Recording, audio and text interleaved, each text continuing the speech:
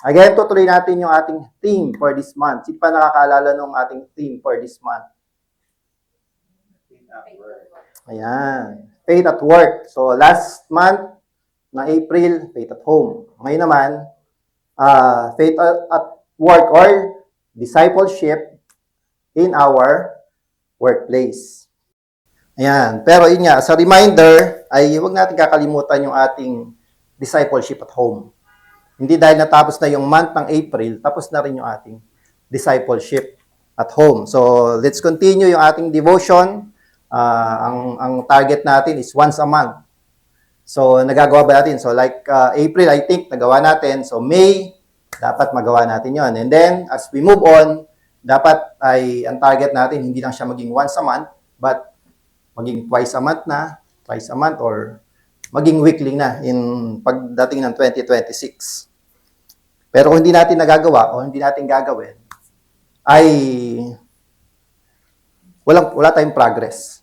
Ang naging progress lang natin last April, napakinggan natin lahat ng message. If wala tayong naging action o wala tayong naging response doon sa ating faith at home. And yung faith at home natin is a reminder para sa bawat isa na it is a way to strengthen yung ating family, yung faith ng ating family. Bakit? We are in a trying times right now. Dapat unang-una nating piniprepare yung family natin. And that's a way para to strengthen yung faith ng lahat ng nasa ating sambahayanan. So moving on with our message today, again, pakita ko yung, ito na pala. Yan. Tatandaan nyo to, first Sunday natin, pinakita ni Pastor DM. So yun na rin yung ginamit kong census, no? So, ilang percent yung ginagamit natin sa ating work? 64%. Kung i-equate natin sa kung ilang years yun, according to that, 45 years. So, kayo na mag-compute. Kung ilang taon kayo ngayon, kung ilang taon na kayo nagwo-work, ayan, compute nyo kung ilang taon pa kayo magwo-work. Kung nakaka 15 years na kayo, sabihin, you still have 30 years to work. If you're only starting to work, kung 5 years pa lang, you still have 40 years to work. Yan, nangingiti kayo, no? Parang sabi, ang tagal ko pa pala mag-work. Given that, kung aabot tayo ng 70 years old. Kasi yung statistics na yan is for 70 years old. So, ibig sabihin, kung hindi tayo aabot ng 70, 60, so 15 years na lang yung buhay natin for leisure. Ito. Ang liit na, sabihin, naubos na sa yung life natin in our work. But, don't feel bad. Hindi derogatory yung statistics na yan, na mag-work tayo ng 45 years. That we feel na wasted yung life natin. But look unto it as God's blessing. It is, nabinigyan tayo ng Panginoon ng physicality to do the work. Kasi yung iba, pag problema na yung health, nahirap na mag-work. Pero kung makapag 45 years tayo na that we can work, it means great blessing sa ating Panginoon. And also, during that time, yan yung source ng ating income. 45 years na, kung tuloy-tuloy yung work natin, 45 years tayong binless ng ating Panginoon through our work. Kailan nagiging waste yung work? Nagiging waste yan kasi, nakalagay dyan, more than half of our lives we spend at work. And, nagiging wasted yan if we do not do yung work din ng Panginoon. We do the secular work, at the same time, dapat ginagawa natin na yung work ng ating Panginoon. Which is, ano yung work ng ating Panginoon? Which is to make disciples. Yan yung utos sa atin. Yan yung, nang maligtas tayo, kasama yun sa covenant that we put ourselves into to obey God's command, to make disciples. Yan, kung hindi natin magagawa yan, it means nagiging disobedient tayo sa ating Panginoon. Ano yung disobey natin? Yung first and second greatest commandment. Love the Lord your God with heart, soul, and mind. But how can we show yung pagmamahal natin sa ating Panginoon? Sinasabi diyan na love God with all your heart, soul, and with our mind. Madaling sabihin, di ba? I love God. Pero paano makikita ni God na mahal mo talaga siya? So, loving God is not just saying I love God. Yun nga yung ni-rebuke ni Jesus Christ, yung mga Jewish leaders. If you know the story, in Matthew chapter 15, sabi niya sa mga Pharisees that they honor me with their lips, but their hearts is far from me. Yan ano relevance niyan? Sabi ko nga, it is easy to say that we love God. You know, kung tatanungin ko kayo, do you love God? Sabihin niyo lang, yes, I love God. But how can God see what is in your heart? Or how can people see what is in your heart when you say you love God? Then dyan papasok yung, halimbawa, as parents, paano natin pinapakita yung pagmamahal natin sa anak natin? Of course, from birth, we will nurture them, we will feed them, we will care for them, we will encourage them, we will support them. That is how we show our love to our children. That's why they respond with love. We teach them the scripture. That's how we show yung love natin sa ating mga anak. Pero ngayon tayo, how? Diyan papasok yung second commandment. Ano yung second commandment? Yan. Verse 39.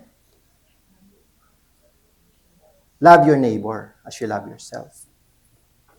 Evident na pagmamahal natin sa Panginoon is through loving other people. Kaya magkasama yan. Kaya nilagay ng Panginoon yung dalawang commandment na yan. We can say we love God para ipakita natin na mahal natin ang Panginoon. Yun yung evidence na mahal natin ang Panginoon by loving our neighbor. So the second question, how will you love your neighbor? Your neighbor. Diyan naman papasok yung Great Commission. For us to show our love for our neighbor, ito yung dapat natin ginagawa. Yung utos ng ating Panginoon to do the Great Commission. Hindi ko na i-detalye explain yan dahil I believe ilang beses na nating na-explain yan. Pero yung first part, yan yung pinakamahalaga. Which is, yan yung part natin. To go. Yan yung first participle to the main verb na to make disciples. Or otherwise, go means as you are going or having been gone. Meaning, kung nasaan tayo dinala ng Panginoon, we are to make disciples. And in our context, in our theme for this month, nilagay tayo pare-pareho ng Panginoon sa ating workplace. Kung may student dito, ang workplace nyo, yung school. That is where we will do yung pag-make ng disciples natin. Or some of here ay stay at home. Mga parents na, or especially mga mothers na at home, that is their workplace. And that is where they will do yung making disciples. And yun magiging focus ng ating message. To be a witness in our work. Kaya yun yung title ng ating message for today. Witnessing at work. Salt and light in our workplace. So I invite everyone to stand up and open your Bibles to Matthew chapter 5, verse 13 to 16.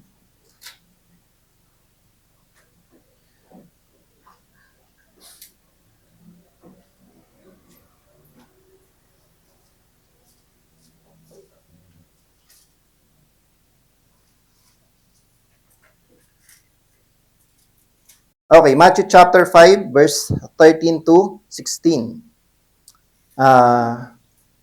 kung nakita na natin, let us read responsibly with understanding. I will start. Matthew chapter 5, verse 13. You are the salt of the earth, but if the salt loses its flavor, how shall it be seasoned? It is then good for nothing but to be thrown out and trampled underfoot by men.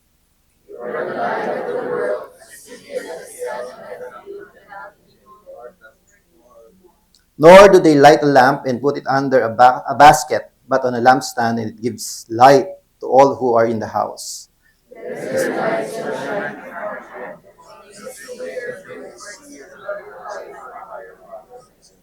Yeah, and the Lord add blessings to the reading of His Word. Let us pray. Dear Heavenly Father, again we thank you for the joy, again, of receiving your Word.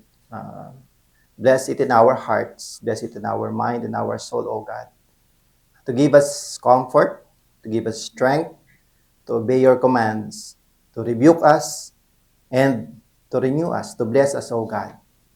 That is how powerful your word is, because it's a living word that testify about you, O God. So give us, again, we seek wisdom coming from you, understanding by the guidance of the Holy Spirit. In Christ's name we pray. Amen. Yan, makakaupo na po tayo. So, the same time that we have to do our work heartily, or to be diligent at our work, knowing that it is God that we serve and not men. So, yan yung diniscuss ni Pastor DM on our first Sunday about working for God. Na makikita, when we do our work, hindi natin ginagawa yung work natin because of our superior or yung higher up sa atin, and we do not do our work dahil kung tayo yung superior ay still God. It is God whom we are serving. As mentioned that in Colossians chapter 3, verse 23 to 24. So part of that serving to God at work is to do the ministry of His Word. To be God's witnesses at work. So, paano natin gagawin yon? So, later on, yun yung pinaka-application natin. No? Let us para maunawaan natin, yung to be a witness at work, dapat maunawaan muna natin yung definition. Ano ba yung sabihin ng witness? Pastor D mentioned that during our revive, no? Yung purpose ng pagiging witness. Pero, biblically speaking, let us define that. Ano ba ibig sabihin ng pagiging witness? So that, yung text natin ay we can savor. Yung dalawang binanggit dyan, that we are the salt and light of this world.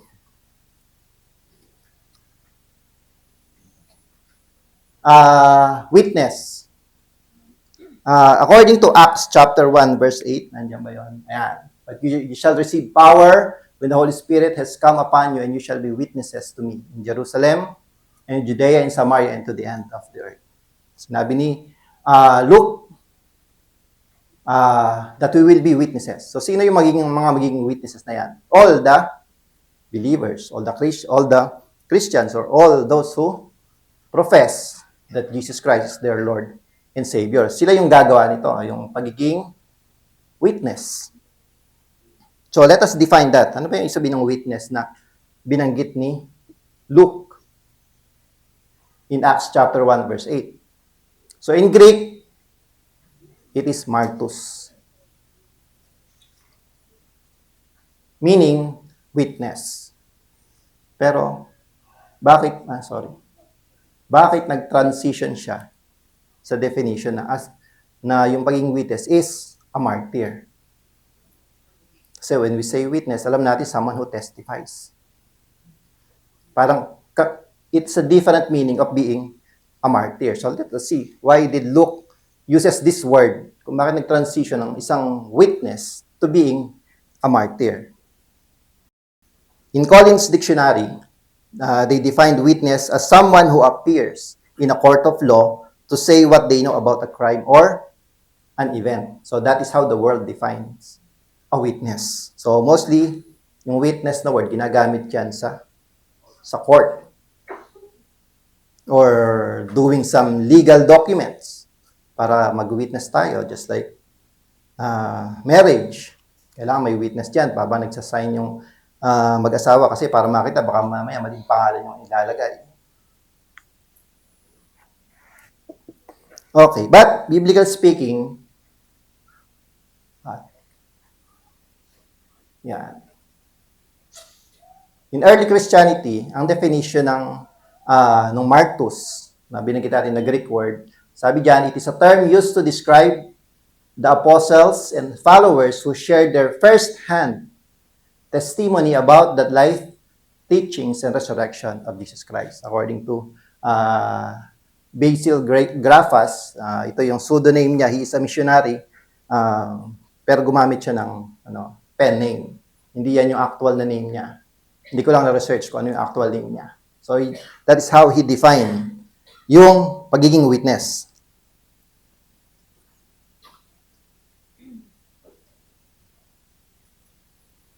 By the way, yung witness na word, Luke uses that 39 times in the book of Acts. So sabi diyan, ang isang witness daw or na biblically speaking is someone who is nagkaroon ng first-hand testimony about Jesus Christ.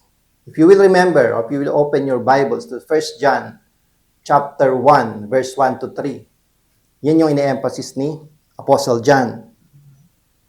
According to John, in 1 John chapter 1, verses 1 to 3, that which was from the beginning, which we have heard, which we have seen with our eyes, which we have looked upon, and our hands have handled, concerning the word of life. So sabi dyan ni John, lahat ng nakita namin, nahawakan namin, pertaining about Jesus Christ.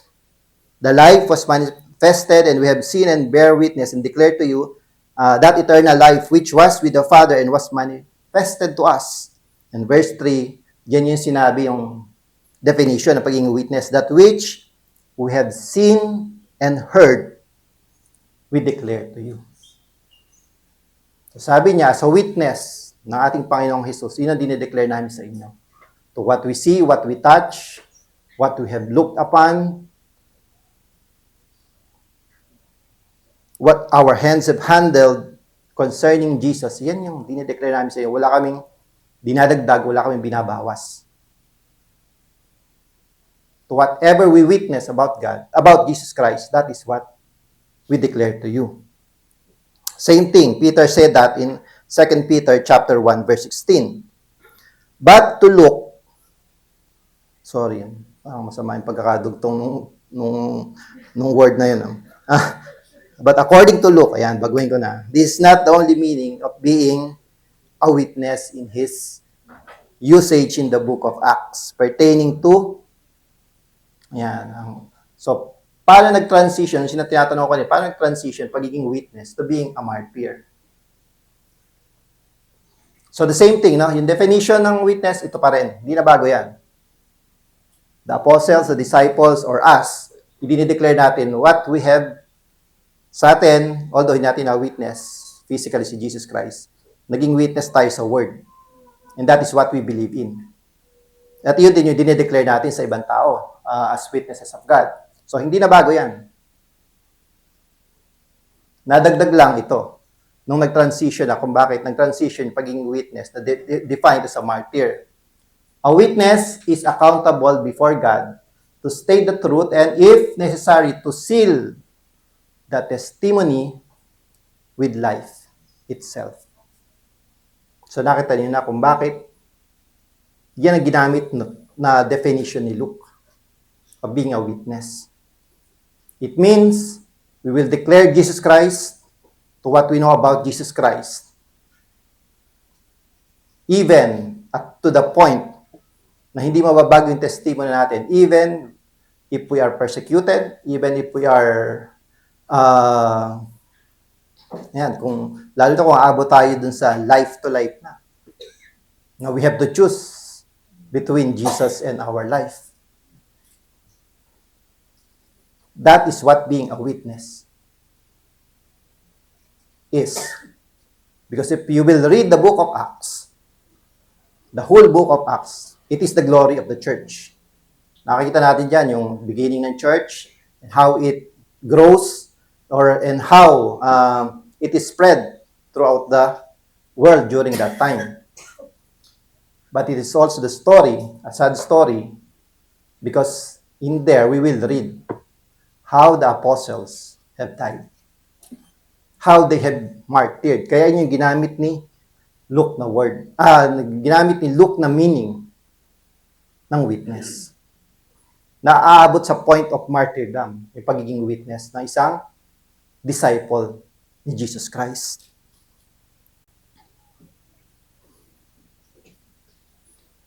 So, as disciples, as witnesses of Jesus Christ, ito yung principle natin. A witness testifies Christ at whatever cost. Hindi mababago yung part na ito when we do our witnessing with Christ. So, being a witness, nakita natin yung clear picture. Hindi simple word yan na to testify. It requires something from us in the end. So, mabigat na, no? Being a witness pa lang. Yung term na witness pa lang, parang mabigat na. Ituloy ko pa ba? Yan, kasi definition pa lang ng pagiging witness o being a disciple to be a witness for Jesus Christ. Mabigat na.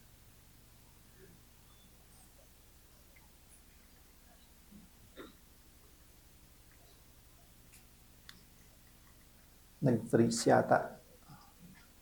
Ayan. So we go to the second point. The distinction of a witness at the workplace.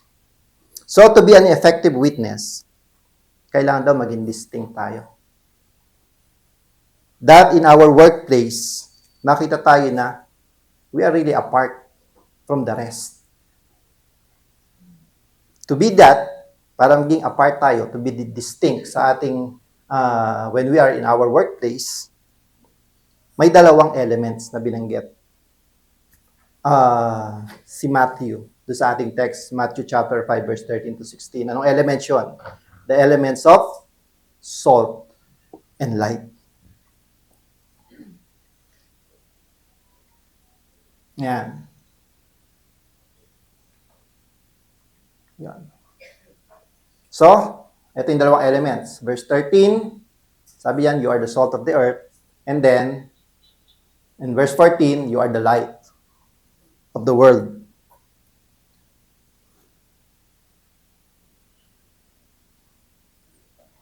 Okay, background.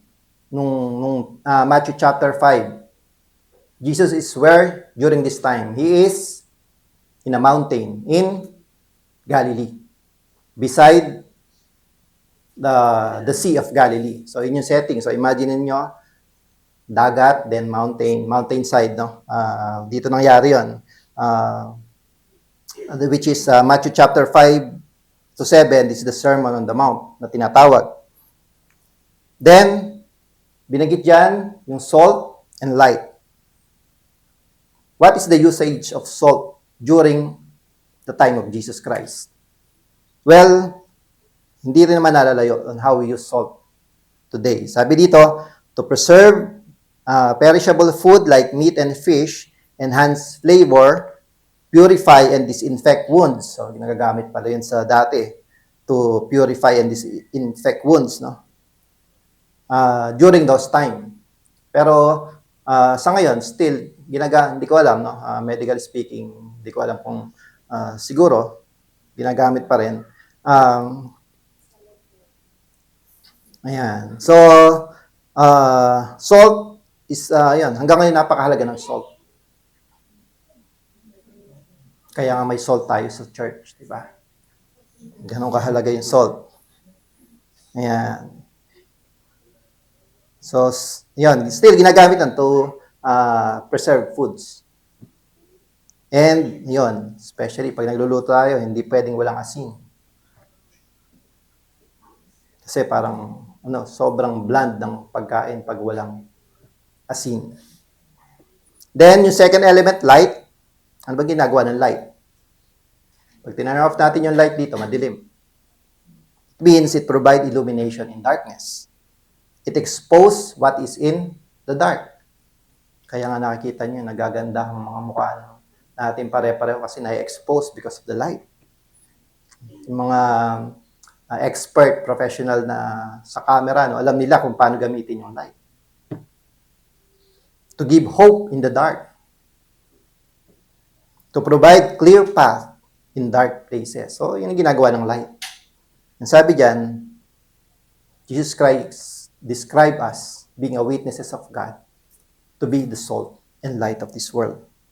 Jesus used these two elements so the people listening to Him can immediately understand. So, mahalaga yung laging intentional si Jesus Christ when He uses words. And these two words ay hindi naiiba doon. Salt being a prime commodity in Galilee. Sabi ko sa inyo, setting ng preaching niya sa Sea of Galilee. So it means, yung attendee doon, mostly, ay taga-Galilee. And ano ang primary work ng mga Galileans? Fisherman. Sinong disciple yung fisherman? 4. Yung binanggit na alam natin. James and John, Peter and Andrew. Kasi nung tinawag sila, they were fishing in the Sea of Galilee. So, saan ginagamit ng mga Galileans ang salt? In preserving yung nahuli lang fish. In curing and preserving yung fish. Kaya, yung crowd na kausap ni Jesus Christ, they can relate. Sinabi niyang, you are the salt of the earth. So, hindi coincidence na yung location na pinili ni Jesus Christ is that place. It is nearby the Sea of Galilee. And light, so binanggit si Jesus Christ na light. So ang setting, Sea of Galilee, mountain, bakit may light? Paano makaka-relate yung listeners ni Jesus Christ? Sabi sa verse 14, Jesus said, you are the light of the world. You are the light of the world, a city that is set on a hill that cannot be hidden.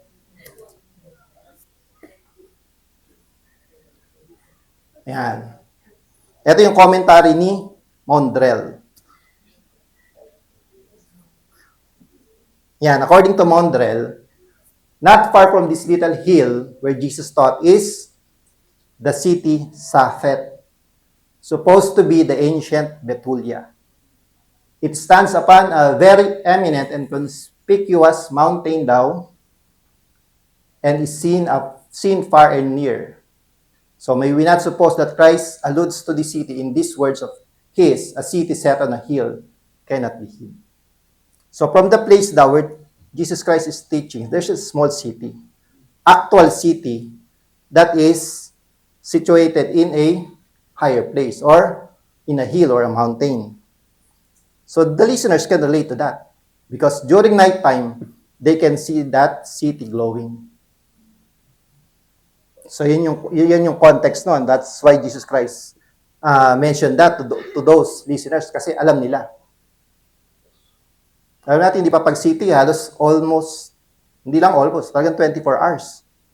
Buhay ang ilaw niyan.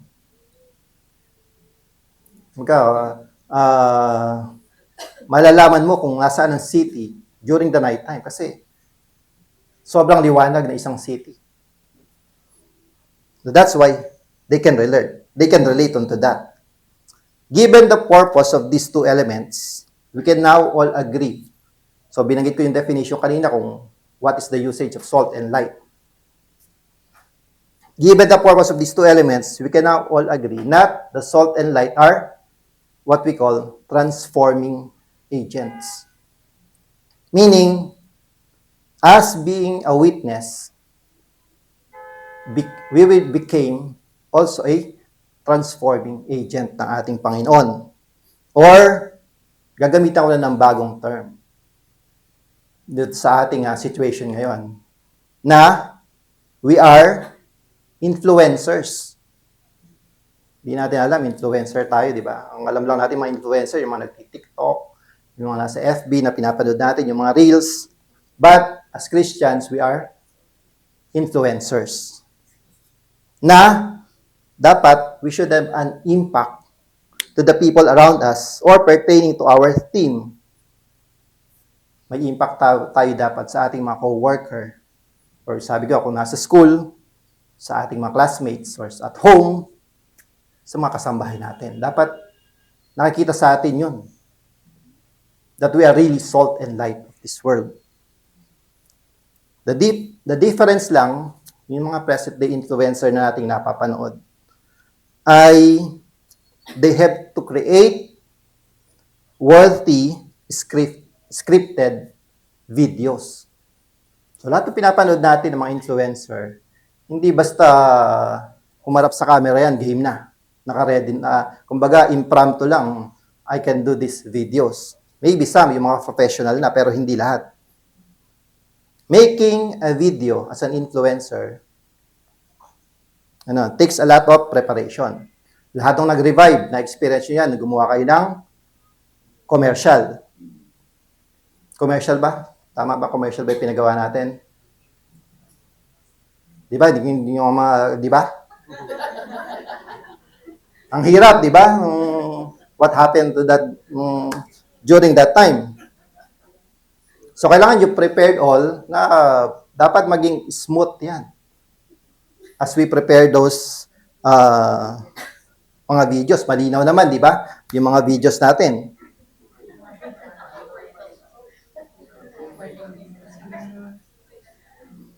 Ano kasi ang purpose nila? To appeal do sa target audience. Kaya kailangan seamless yung mga videos na pinopost nila sa lahat ng social media. However, tayong mga Christian as influencer, hindi natin pwedeng gawin yung kamukha ng ginagawang mga secular influencer. Sa atin, as influencer, real time. Kung nasa work kayo, hindi kayo makakapag-prepare, gagawa kayo. Kumbaga, i-script nyo yung buhay nyo during your time at work. Kung ano yung ginagawa nyo sa work, yun na yun. That is the way you influence yung mga tao at your work. Walang take 2, walang take 3, walang take 4 to get the right video. We are always being watched by live audience. Kumbaga, yung buhay natin is live streaming. Walang script. So, how can we prepare? So, kailangan pala mag-prepare tayo if ang audience natin ay laging live. That is where yung preceding verses ng ating text, Matthew 5:30-16, Matthew 5, 3-12, doon papasok yun on how we will prepare as disciples of Jesus Christ. To become, para saan? To become an effective influencer as salt and light of this world. Jesus said you have to live a life based on these verses. Yung verses 3, Matthew chapter 5, verses 3-12. O ang tinatawag na, sa mga Bibles nyo, kung naka-open sa Matthew chapter 5, it is what they entitled dyan, ano nakalagay? The Beatitudes. Meaning ng Beatitudes, to be happy or to be blessed. Pero, mas magandang tandaan to sa meaning ng Beatitude. Others say it, that it is our would-be attitude. Yan daw yung dapat attitude natin as God's influencer. Yung verses 3-12. Ayan. Kung wala kayo sa Matthew chapter 5, ayan, paki-open yung Bibles nyo kasi wala dito sa slide, hindi ko nilagay.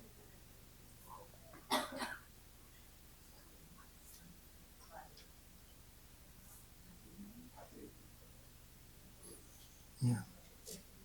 In verse 3, simulan natin sa verse 3. So, to be an effective influencer ng ating Panginoon, to be the salt and light of the world, dapat daw we have this kind of attitude. This would-be attitude na nakikita natin that we are blessed. Una sabi sa verse 3, Blessed are the poor in spirit, for theirs is the kingdom of heaven. Ano yung sinasabi ng Panginoon na, blessed daw yung poor in spirit. May level ba yung spirit? Kasi sabi dyan, may poor. So kung may poor, ano opposite ng poor? May rich.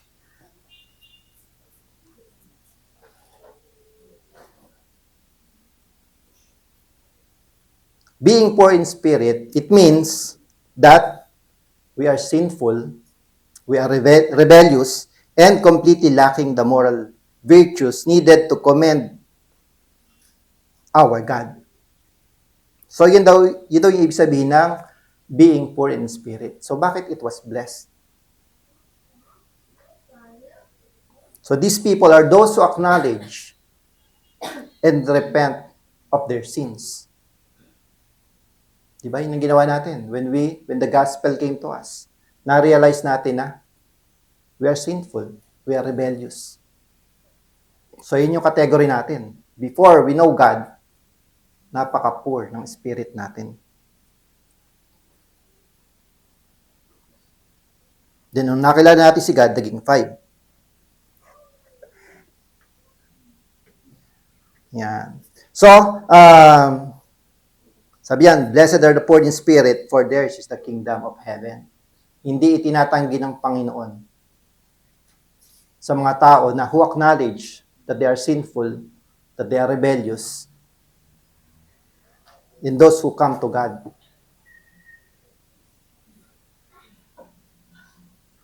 Sabi niya, if we are this, that we acknowledge our sinful nature and repent about it, sabi ng Panginoon, yung kingdom niya ay para sa atin. So that's the first thing na attitude natin. Second, blessed are those who mourn, for they shall be comforted. So bakit biglang may mourning? Okay? Yung mourning, di ba, nagluluksa. Tama ba? Yung Tagalog? Bakit nagmo-mourn? Biglang nag-mourn, nagluksa ang... Ba't kailangan tayo magluksa? And why we are blessed habang nagluluksa tayo? Jesus Christ is pointing out, yung pagluluksa na yan, is our deep sense of grief before God over our fallen nature. Nung na-recognize natin na we are sinner, ano ba wage ng sin? Death. That's why we mourn. Dahil parang we are in a case na hopeless. Hopeless yung buhay natin once we realize that we are a sinner. And God will punish us being a sinner. Yun nga, punishment natin. Judgment in the lake of fire or hell. So that's why, sabi dyan, blessed are those who mourn. Those who acknowledge na I am hopeless before God, before sa judgment ng ating Panginoon. And recognize God na siya lang yung pwedeng mag-alis doon sa situation na yun to our fallen nature. Kaya sabi dyan, those people will be comforted. At yan yung comfort natin as believers of Jesus Christ. Wala na tayo sa state na ito ng mourning. Because God has saved us. Then, verse 5, sabi dyan, blessed are the meek or humble, for they shall inherit the earth. So, biglang pumasok yung humility or humbleness. But it has a different meaning. Being meek defines us, it conveys a heart attitude of inward gentleness and manifests as humble strength under God's control. Reading ko. Being meek, it conveys a heart attitude of inward gentleness that manifests as a humble strength under God's control. It demonstrates a willingness to submit to the proper authority. Anong authority yun? God's authority and to relinquish on one's own rights and privileges. As we subject to the authority of God, sinusuko din natin yung ating rights and privileges. Kasi God has to be, siya yung dapat may preeminence sa buhay natin. But being meek or humble, it does not mean we are weak. Yung Greek term ng word na meek is praus. P-R-A-U-S.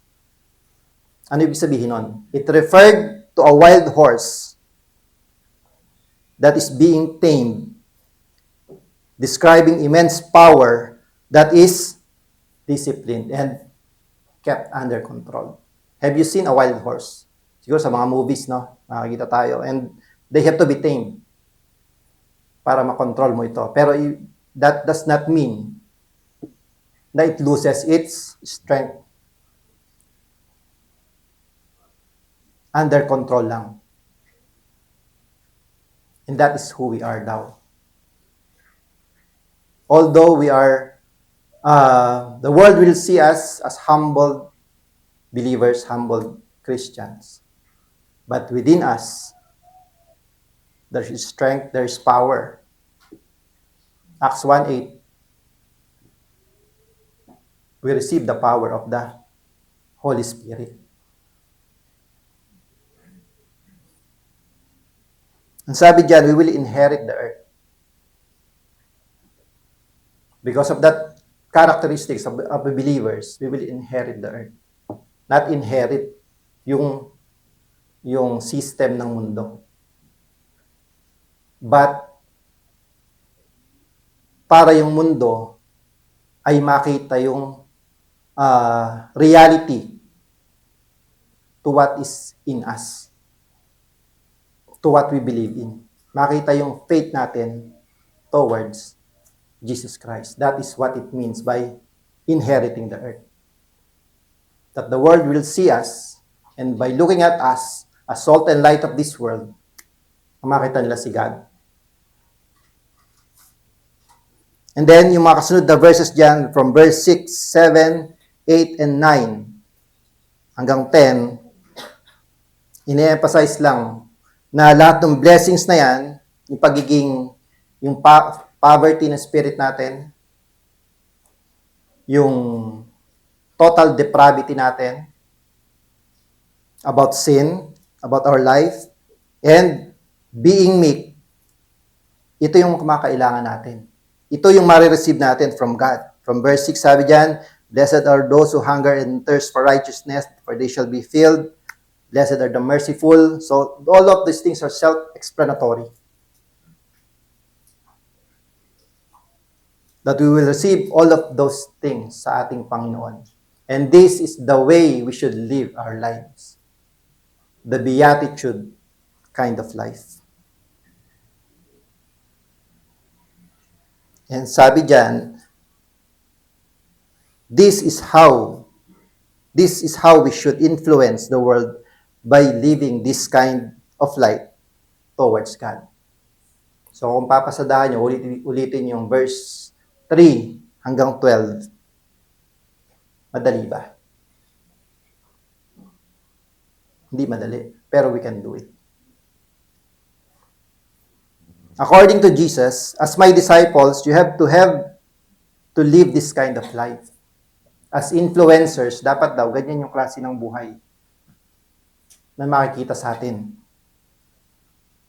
The beatitude type of life for the world to see, and when they see, most likely, pagdating sa verse 10 to 12, kung that is the way we're living for God, what will happen in verse 10 to 12? Most likely daw, if we live that kind of life, people will persecute us. The way they persecute our Lord and Savior, Jesus Christ. Pero, immediately, Jesus refute this persecution. Na dapat daw, when this happened, so from verse 3 to 9, If we live that kind of life, we will be persecuted because of Jesus Christ. And when that happens daw, just like yung theme natin during our revive, we should be unmoved. What do I mean by being unmoved? We will not change our status as being the salt and light of this world. Ginawa natin yung will ng Panginoon, the beatitude kind of life, na persecute tayo. Don't think of yourselves na i-give up yung pagiging influencer natin. Kumbaga, makiayon tayo doon sa nagpe-persecute sa atin. Yun ang hindi natin gagawin. Hindi natin babaguhin yung status quo natin as salt and light of this world. Anong sabi dun sa text natin, Matthew 5:13-16? We will not lose our saltiness when we undergo persecution. We will not hide our light under the basket when we are being persecuted. We will still be influencers of this world. Kahit nasaan tayo, we will remain as God's witness. Kumbaga, walang bibitaw. Verse 10-12 is the world's response toward a believer. And verse 30-16 is the believers, dito daw yung response natin toward the world.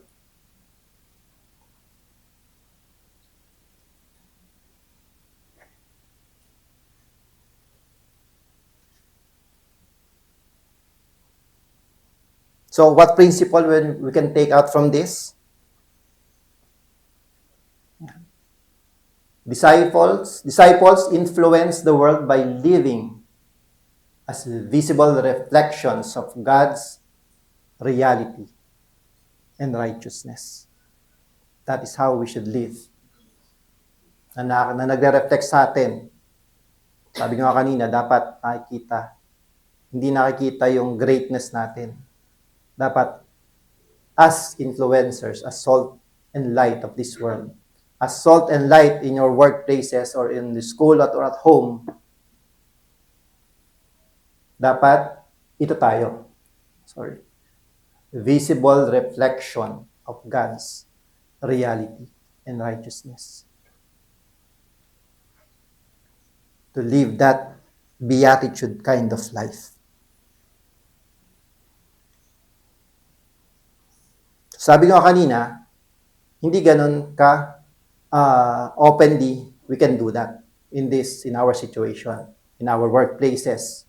I know that I have been working also here for the past more than 10 years. Hindi ganun kadali. I know your sentiments. So, in small ways, how can we be witnesses at our work? Hindi natin i-give up. Hindi natin ilulose yung saltiness natin. Hindi natin ilulose yung light natin para mag-shine sa offices natin or sa school or kung saan tayo naroon.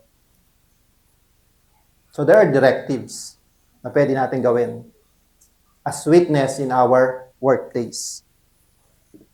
So ito na yung application natin. Paano ba natin gagawin to be witness in our workplace?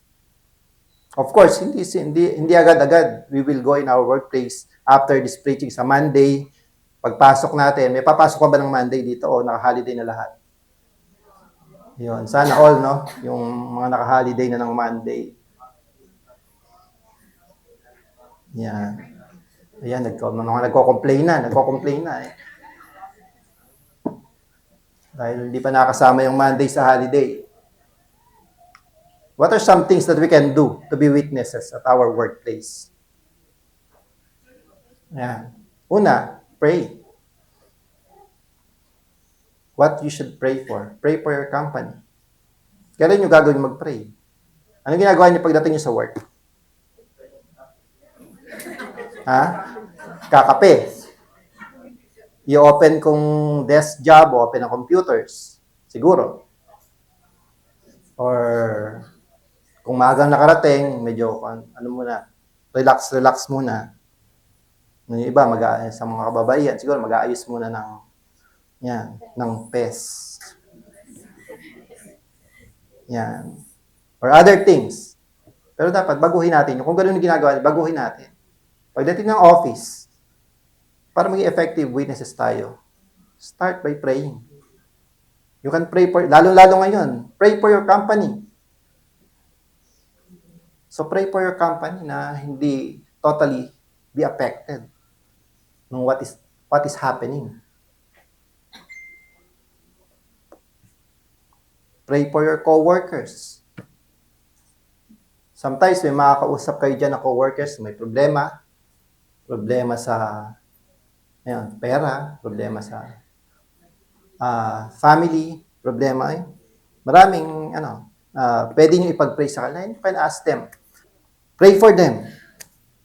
Or kahit anong dynamic, kahit anong faith, kahit anong religion, hindi tatanggi basta when we say about prayers. They will tell you about yung struggle in sa marriage, the health issues, anything.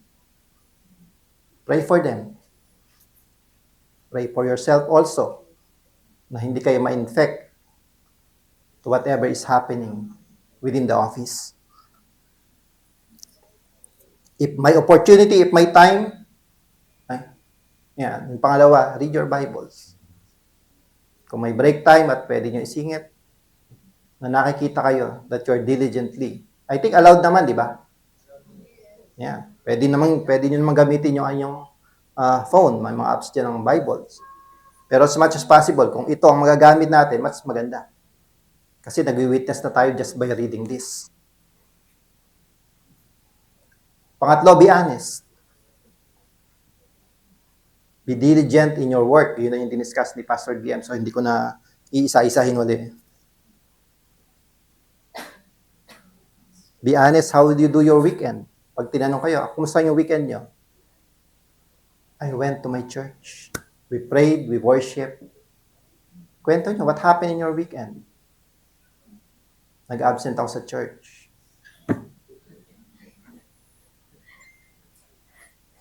So, di ba? There's another reason why you need to go to church. Baka matanong kayo ng co-workers, yung ginawa mo ng weekend. Hindi natin may kwento na hindi ako naka-attend ng church. Honesty, avoid using company materials for your own personal needs.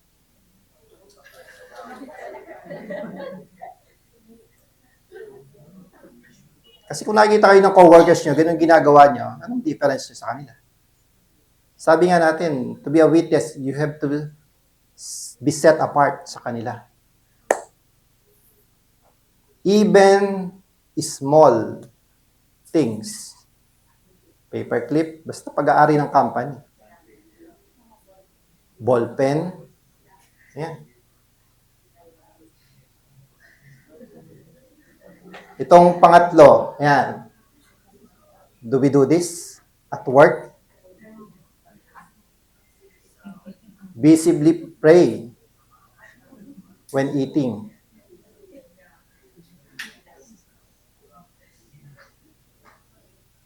Wala na ba? Pang-5, don't complain.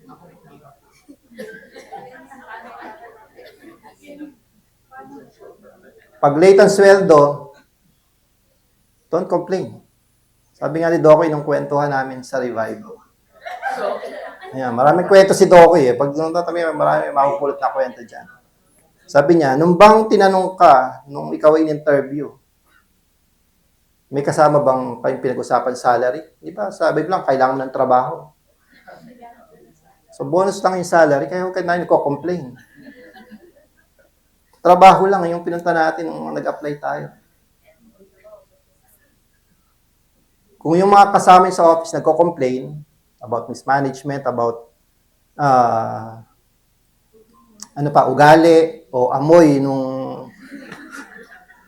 huwag tayong makisama doon. Huwag tayong padala. Kasi sabi nga, Colossians 3:23, hindi tayo nagsaserve sa mga tao, kundi sa ating Panginoon. Ito pa, avoid worthless conversation. Baka may mga kwentuhan, tayo yung bida. Iwasan natin yun. Pero kung pag-uusapan about God, okay lang, tayo ang maging bida. And then, lastly, these are only some. Marami pa kayong pwedeng gawin. Be creative. How to be a witness at work. Gawin yung mission field. Isipin niya, pagdating niyo sa work, yes, I will do my work, pero mission field ko din to. Maaring may isang soul dito na kailangan sikat. Maaring may soul dito na kailangan kong i-disciple. Kasi sabi niya, make disciples of all nations. Lahat ng mga company niyo may diversity of nationalities. Yun na yung opportunity natin. Hindi na natin kailangan pumunta ng ibang bansa. Kasi nandito na yung mga bansa. Nandiyan na yung opportunity to disciple them. I will close with this. Sabi ni Paul Gilbert. Similar dito yung sa mga umatay ng DMM, no? The same. Sabi diyan, you are writing a gospel. A chapter each day. By deed, paano daw ginagawa yung gospel? Through your, sabi diyan, through your deeds that you do and the words that you say. So dapat, may ingat tayo lagi. Dapat, fully seasoned yung mga sinasabi natin. Seasoned with, of course, salita ng Panginoon. Bakit daw? Kasi men read what you say. Sabi ko nga kanina, as God's influencers, live yung audience natin. Maaaring hindi natin napapansin yon, but people, pag sinabi mong Christian ka, believers ni Jesus Christ, people are what? Kaya dapat maging maingat tayo. Sabi diyan, men read what you say or what you write, whether faultless or true. So dapat laging ito yung sa atin. True or the truth about God.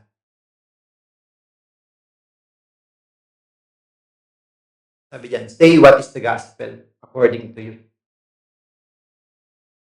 Yung gospel ng buhay natin. Yan dapat yung nababasa, nakikita. At alam sa atin ng mga taong nakapaligid sa atin, especially yung sa ating team, yung ating work team.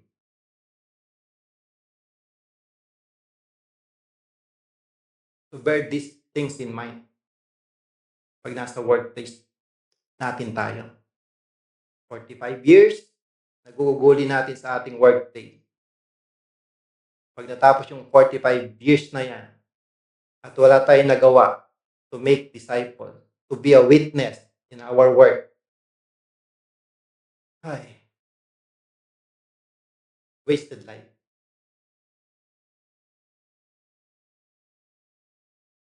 Unless tayo fully ni God sa work natin, small portion lang yung gagawin natin to be witness. Hindi ganun kadali, pero yung sinasabi, step by the step. Dahan-dahan lang. Kung di pa natin nagagawa yan, simulan natin sa Monday.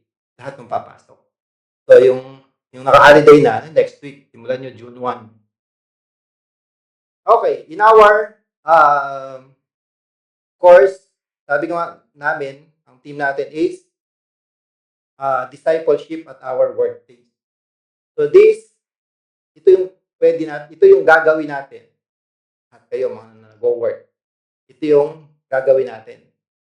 Nandiyan ba yan? So yung faith at home, dati dinescribe natin what we will do in our home. Magkaroon devotion. So ngayon, in your workplace, for this, hindi lang for this month yan. Anong gagawin? Intercession. Ano yung gagawin dyan? A weekly prayer walk and for the workplace. Pray niyo yung, gaya sabi ko kanina, pray for your work. Pray for your company. Baga, ano daw? Eating is the new smoking. Kasi dami-dami ng sakit na nagmumula dahil mostly people are sitting in their work.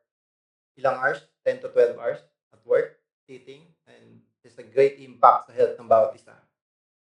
So, use that time. Tayo paminsan-minsan. And then, do our weekly prayer. Weekly prayer walk on your workday. Then, second, interrelationship. Pray for at least identify isang coworker nyo na within a month, pagpe-pray natin. Once a month, pagpe-pray natin yung coworker na yun.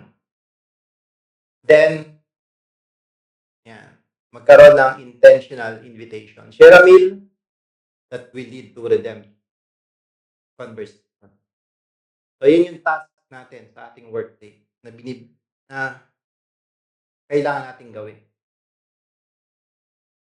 So, prayer, pray for your company, pray for your workplace.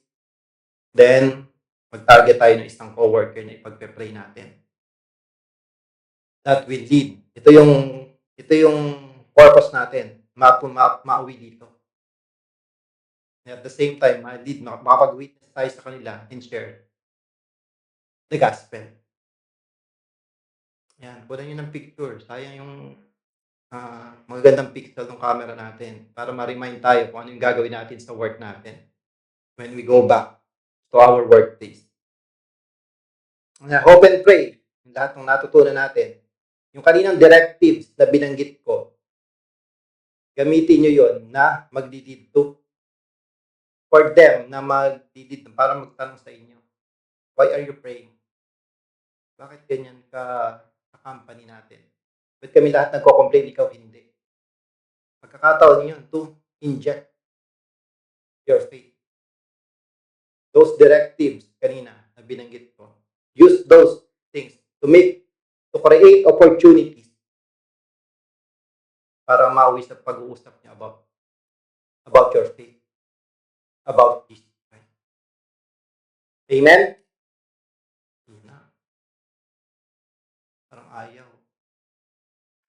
Amen? May snacks tayo, kayo mag-alala. May snacks pa tayo. Okay, let's pray. Dear Heavenly Father, again, we thank you, Panginoon, for the encouragement po, Panginoon, ng iyong salita. As we focus, Panginoon, on our workplaces, una, that people would see our faith in our workplace. So at the same time, makapag-witness kami, Panginoon, in our workplaces. It is not an easy task, oh God, because of the situation here in this country. But allow us to who we really are.